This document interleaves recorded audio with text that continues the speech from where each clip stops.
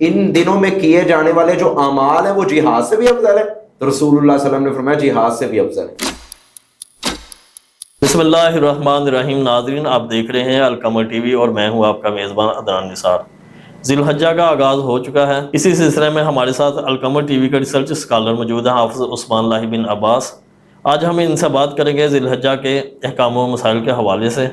تو سب سے پہلے حافظ صاحب، میں آپ کا شکریہ ادا کرتا ہوں کہ آپ نے اپنا قیمتی وقت ایک مرتبہ پھر القمر ٹی وی کو دیا۔ حافظ صاحب، ہمیں سب سے پہلے یہ بتائیں کہ ذی الحجہ کے پہلے 10 دنوں کی فضیلت کیا ہے؟ بسم اللہ الرحمن الرحیم۔ سب سے پہلے تو میں القمر ٹی وی کا اور القمر ٹی وی کی مکمل ٹیم کا مشکور ہوں۔ اللہ آپ کی جہود کو قبول فرمائے۔ جہاں تک آپ کے سوال کا تعلق ہے کہ ذی الحجہ کے جو پہلے 10 دن ہیں ان کی کیا فضیلت ہے، تو آپ اس فضیلت کو اس طرح سمجھ سکتے ہیں کہ قرآن مجید میں اللہ تعالیٰ نے کہا والفجر ولیال العشر والشفع والوتر، کہ مجھے فجر کی قسم، اور ساتھ ہی اللہ نے کہا کہ مجھے 10 راتوں کی قسم۔ اب جب اللہ تعالیٰ کسی چیز کے بارے قسم اٹھا رہے ہیں تو تاکیدی طور پہ آپ خود ہی سمجھ سکتے ہیں کہ اس چیز کی ان دنوں کی کس قدر فضیلت ہوگی۔ اور جناب محمد رسول اللہ صلی اللہ علیہ وسلم نے تو یہاں تک فرمایا ہے کہ اللہ کے رسول فرماتے ہیں افضل ایام الدنیا ایام العشر، کہ دنیا کے سارے دنوں میں سے جو سب سے بہترین اور عمدہ اللہ کے ہاں جو تقرب والے جو دن ہیں وہ ایام عشر، یعنی ذی الحجہ کے جو پہلے 10 دن ہیں وہ ہیں۔ اور جناب محمد رسول اللہ صلی اللہ علیہ وسلم نے تو یہاں تک فرمایا ما من عمل صالح فیہن احب الی اللہ من ہذہ ایام العشر، یعنی انسان 12 مہینے جو اعمال کرتا رہے اتنے محبوب اللہ کو نہیں ہے وہ 12 مہینے کے دنوں میں کیے ہوئے اعمال، مگر جو 10 دنوں کے اندر جو عمل کر لیتا ہے یہ انسان کو زیادہ اللہ کے قریب کر لیتے ہیں۔ صحابہ کرام بیٹھے تھے رسول اللہ کے پاس، تو صحابہ کرام نے کہا اللہ کے رسول الجہاد فی سبیل اللہ، کیا یہ جو دن ہیں ان دنوں میں کیے جانے والے جو اعمال ہیں وہ جہاد سے بھی افضل ہے؟ تو رسول اللہ صلی اللہ علیہ وسلم نے فرمایا جہاد سے بھی افضل ہے۔ تو آپ سمجھ سکتے ہیں کہ کس قدر ان دنوں کی فضیلت اللہ نے قرآن میں بھی بیان کی اور محمد رسول آپ صاحب، یہ جو آپ قرآن کا حوالہ دے رہے ہیں، یہ 10 دن جو ہے وہ حدیث میں آ رہا ہے کہ جو ہے نا رمضان کے اینڈ والا عشرہ جو ہے جی اس کی بھی بہت فضیلت بیان ہوئی ہے، اور یہاں پہ آپ اس کی فضیلت بیان کر رہے ہیں، تو یہ دونوں میں تضاد نہیں آ گیا؟ بالکل تضاد ہے۔ ایک روایت کے الفاظ ہیں کہ رمضان المبارک کے جو آخری 10 راتیں ہیں وہ افضل ہیں، حالانکہ دوسری روایت کے الفاظ ہیں افضل کہ یہ جو ذی الحجہ کے 10 دن ہیں یہ افضل ہیں۔ اب دونوں حدیثوں کے اندر تضاد آ گیا، تو جب تعارض آ جاتا ہے دو حدیثوں کے اندر تو اس میں ہوتی ہے تطبیق دی جاتی ہے۔ تطبیق آسانی سے آپ کو میں سمجھا دوں، ناظرین کو بھی تطبیق کہتے ہیں کہ ایسی تطبیق دی جائے کہ دونوں حدیث پر عمل ہو جائے۔ ہم نے کس طرح علماء نے اس پہ تطبیق دی کہ رمضان المبارک کی جو آخری 10 راتیں ہیں وہ شب قدر کی وجہ سے افضل ہیں، اور یہ جو ذی الحجہ کے جو 10 دن ہیں یہ پھر یوم عرفہ کی وجہ سے افضل ہیں۔ اور آخری بات یہ کروں کہ شیخ الاسلام امام ابن تیمیہ رحمہ اللہ تعالیٰ نے مجموع الفتاویٰ کے اندر اس کے حوالے سے بڑی بحث کی ہے۔ وہ فرماتے ہیں کہ جو رمضان المبارک کے جو 10 دن ہیں وہ 10 راتیں ذی الحجہ کے 10 دنوں سے افضل ہیں، اور جو ذی الحجہ کے جو 10 دن ہیں وہ رمضان المبارک کے 10 دنوں سے افضل ہیں، آخری جو 10 دن ہیں۔ اچھا آپ صاحب، ہمیں یہ بتائیں ان دنوں میں کون سے اعمال سب سے زیادہ محبوب ہیں؟ دیکھیں ذی الحجہ کے 10 دنوں میں بہت سے اعمال رسول اللہ صلی اللہ علیہ وسلم نے بتلائے ہیں۔ اگر پوری شریعت کا آپ خلاصہ نکالیں تو اس میں سے صرف میں سمجھتا ہوں کہ جو بنیادی طور پر اعمال بتلائے گئے ہیں وہ ہے پہلا ذکر، کہ کثرت کے ساتھ ان دنوں میں ذکر کیا جائے، جس طرح حدیث مبارکہ سے بھی ہمیں ملتا ہے اور صحابہ کرام کے آثار بھی ہمیں ملتے ہیں کہ تکبیرات کا اہتمام کیا کرتے تھے۔ بازاروں میں جا کے صحابہ کرام بلند آواز میں پڑھا کرتے تھے، جب چاند نظر آ جاتا اللہ اکبر اللہ اکبر اللہ اکبر لا الہ الا اللہ واللہ اکبر اللہ اکبر وللہ الحمد اللہ اکبر کبیرہ والحمد للہ کثیرہ وسبحان اللہ بکرۃ واصیلہ۔ تو سب سے پہلے تو آپ ذی الحجہ کے چاند نظر آنے کے بعد آپ تکبیرات کا اہتمام کریں، تکبیرات کے ساتھ ساتھ جو مسنون اذکار ہیں اس کا بھی آپ اہتمام کریں، اور اس کے ساتھ ساتھ قرآن مجید کی کثرت کے ساتھ تلاوت کریں، کیونکہ رسول اللہ صلی اللہ علیہ وسلم نے فرمایا کہ انسان جب قرآن کی تلاوت کرتا ہے اور جب قرات کر رہا ہوتا ہے تو فرشتہ اپنا جو اس کا جو ہونٹ ہوتے ہیں وہ امام کے ہونٹوں کے ساتھ لگا لیتا ہے کہ جب وہ قرات کر رہا ہوتا ہے۔ کس قدر اس کی فضیلت بیان کی ہے، اور حالانکہ رسول اللہ صلی اللہ علیہ وسلم کی تو یہ بھی حدیث ہے ان اللہ یرفع بہذا الکتاب اقواما ویضع بہ آخرین، کہ اسی کتاب کی وجہ سے اللہ قوموں کو بلندی عطا فرماتے ہیں، اور اسی کتاب کی وجہ سے قومیں ذلت اور رسوا کا سبب بنتی ہے۔ کیسے؟ جب آپ کتاب کو پڑھیں گے، کتاب کو عملی جامہ، اس کے احکامات کو عملی جامہ پہنائیں گے، عملی زندگی کے اندر لے کے آئیں گے، کثرت سے تلاوت کریں گے۔ میں یہاں ایک بات عدنان صاحب میں کرنا چاہوں گا، ایک تو ہے موبائل سے قرآن پڑھنا۔ اب یہاں جائز ناجائز کا مسئلہ نہیں ہے، قرآن آپ موبائل کے اندر اگر ڈاؤن لوڈ ہے آپ وہاں سے بھی پڑھ سکتے ہیں، جائز ہے، مصحف سے بھی پڑھ سکتے ہیں، جائز ہے۔ اب یہاں جائز ناجائز کا مسئلہ نہیں رہ جاتا، اب یہاں مسئلہ رہ جاتا ہے افضلیت کا، کہ افضل ترین عمل کیا ہے۔ تو افضل ترین عمل یہ ہے کہ مصحف سے تلاوت کی جائے۔ جب کا یہ موبائل آ گیا نا، ہم نے مصحف کو پڑھنا چھوڑ دیا، کم کر دیا۔ تو سب سے افضل طریقہ کیا تھا؟ مصحف کو کھول کے، جتنی مصحف کھول کے تلاوت کرنے کی برکات ہے، میں سمجھتا ہوں اتنی موبائل سے آپ پڑھیں تو اتنی برکات نہیں ہے۔ اب صاحب ہمیں یہ بتائیں یوم عرفہ کے روزے کا کیا حکم ہے؟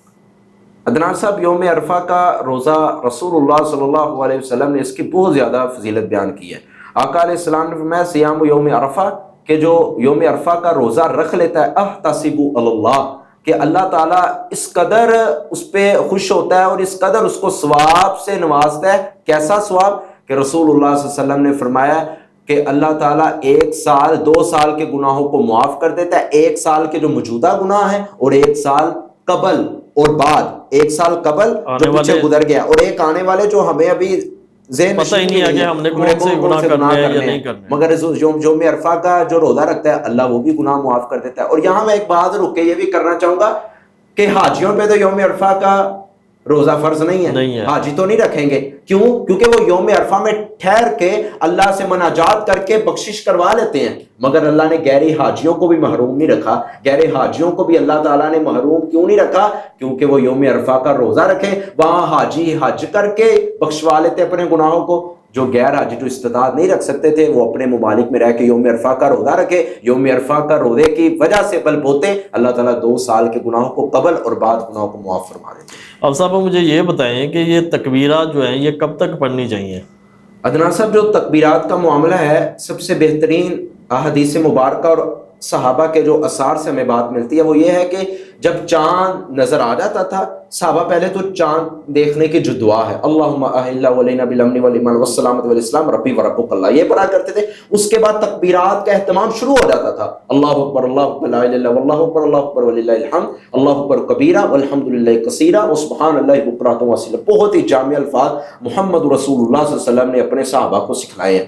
یہ کب پڑھنے ہیں اس کے بارے بھی 1-2 روایتیں آتی ہیں۔ حضرت علی رضی اللہ تعالیٰ عنہ سے جو روایت آتی ہے نا، وہ آتی ہے کہ وہ ایام تشریق کے دنوں میں 14 ایک تھے 11 12 13 وہ 14ویں دن کو بھی شمار کیا کرتے 14 دن تک۔ جی یوم ایام تشریق، یعنی عید کے آپ کہہ رہے ہیں 3 دن کے بعد تک۔ جی بالکل، مگر حضرت علی 14ویں دن کو بھی شمار کرتے تھے۔ مگر جو زیادہ اتھینٹک جو قول اور موقف اور جو روایات کو دیکھتے ہوئے نا، وہ یہ ہے کہ چاند دیکھنے کے بعد سے لے کے ایام تشریق 13 ذی الحجہ کی نماز عصر تک آپ تکبیرات کا اہتمام کریں گے۔ اب سوال یہ بھی پیدا ہوتا ہے کہ کیا ہر نماز کے بعد؟ تو ہر نماز کے بعد بھی بلند آواز سے پڑھ سکتے ہیں۔ امام بخاری رحمہ اللہ تعالیٰ نے باب باندھا ہے اس کے بارے، اور صحابہ کرام کے بھی اثار ملتے ہیں۔ صحابہ کرام کے اثار کو دیکھتے ہوئے علماء نے یہ استدلال کیا ہے کہ آپ ہر نماز کے بعد اونچی آواز سے بلند آواز سے تکبیرات پڑھ سکتے ہیں، مگر ایک شرط بھی ساتھ لگائیے، دوسرے نمازی خلل محسوس نہ کریں۔ یہ مجھے بتا دیں کہ امام جیسے ہی سلام پھیرے گا، جی پیچھے جو مقتدی ہے، کیا وہ بلند آواز سے پہلے تو کہا جاتا ہے اللہ اکبر؟